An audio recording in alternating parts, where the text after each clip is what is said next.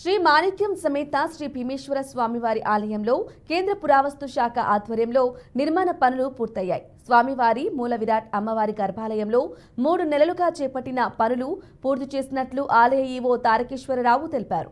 పురావస్తు శాఖ వారు ఆలయం అప్పగించేందుకు సిద్ధంగా ఉన్నారని ఆయన అన్నారు. భీమేశ్వర స్వామివారి ఆలయంలో 5, 6 తేదీల్లో స్వామివారికి మహా సంప్రోక్షణ, 7న ఉదయం 9:34 కుంభ నక్షత్రం కన్యా లగ్నంలో నిర్వహించనున్నట్లు ఈవో తెలిపారు. శ్రీ స్వామివారి మూల విరాటు అలాగే అమ్మవారి గర్భాలయంలోని సెరామిక్ టైల్స్ తొలగించి రిపేర్ చేయటకు నిమిత్తం కేంద్ర పురావస్తు శాఖ వారు మార్చి 24వ తారీఖు మా దేవాలయం యొక్క గర్భాలయాల్ని వారు స్వాధీనపరచుకోవడం జరిగింది.